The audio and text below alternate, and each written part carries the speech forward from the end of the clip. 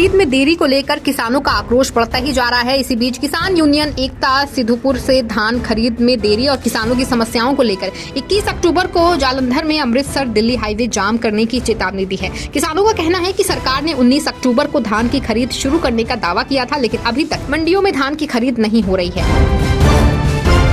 प्रदेश के मुख्यमंत्री एन चंद्रबाबू नायडू ने एक बड़ा बयान दिया है। उन्होंने कहा कि दक्षिण भारतीय राज्यों के लोगों को अधिक से अधिक बच्चे पैदा करने चाहिए। क्षेत्र में बुजुर्गों की आबादी बढ़ रही है, इसका विपरीत असर पड़ेगा। सीएम ने कहा कि उनकी सरकार 2 से अधिक बच्चा पैदा करने वाले परिवारों को प्रोत्साहन देने पर विचार कर रही है। वहीं एक नया कानून भी लाने की तैयारी में है। अगर ये कानून आया तो आंध्र प्रदेश में 2 से अधिक बच्चे वाले लोग ही स्थानीय निकाय के चुनाव लड़ सकेंगे।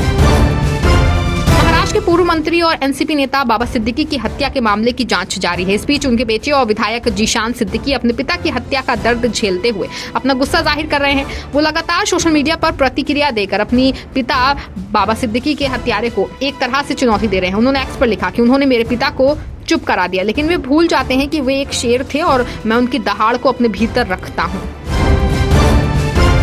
दिल्ली में बढ़ते प्रदूषण को लेकर नेताओं की प्रतिक्रिया सामने आ रही है। वहीं इसी बीच बीजेपी नेता विजेंद्र गुप्ता ने आम आदमी पार्टी पर निशाना साधा। इस दौरान विजेंद्र गुप्ता ने कहा कि बहुत शर्म की बात है कि दिल्ली के लोग त्राही कर रहे हैं। अक्टूबर के महीने में दिल्ली का AQI लेवल जो है वो 300 पार करना ये बहुत बड़ा खतरा है। ये आम आदमी पार्टी की विफलता है। दिल्ली की जनता अपने आप को ठगा मान रही है। महाराष्ट्र चुनाव को लेकर तैयारियां जोरों पर हैं।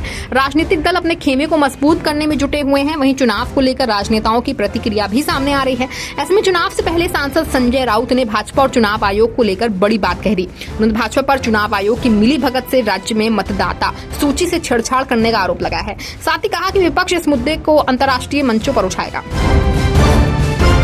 जहरीली शराब त्रासदी पर आरजेडी प्रमुख लालू प्रसाद यादव के बयान पर जेडीयू सांसद संजय कुमार झा ने कहा कि ये बात कौन कह रहा है, जिन्होंने खुद 15 सालों तक सरकार नहीं चलाई। अपने आप क्या अपेक्षा करेंगे? जो 20 साल नीतीश कुमार की सरकार का काम है, उसकी बदौलत हम लोगों ने लोकसभा चुनाव भी जीता है। 2025 में भी हम लोग बहुमत से जीतेंगे। लोगों का भरोसा आज भी नीतीश कुमार पर है। शपथ ग्रहण के बाद से हरियाणा सरकार एक्टिव मोड में नजर आ रही है। वहीं इस बीच हरियाणा के मुख्यमंत्री नायब सिंह सैनी ने चंडीगढ़ के संत कबीर कुटीर में स्थानीय निकायों और पंचायती विभाग के अधिकारियों के साथ एक बैठक बुलाई।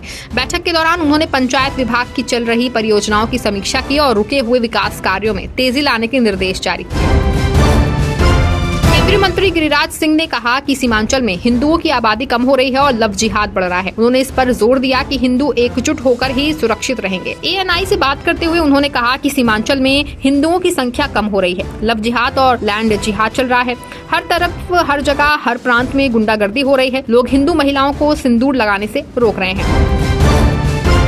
दिल्ली में बढ़ते प्रदूषण को लेकर भाजपा लगातार आप सरकार पर हमलावर है। वहीं इस बीच भाजपा नेता शाजिया इल्मी ने आम आदमी पार्टी की सरकार पर बड़ा हमला बोला। साथ ही उन्होंने दिल्ली के पूर्व मुख्यमंत्री को शीश महल का सुल्तान बताया।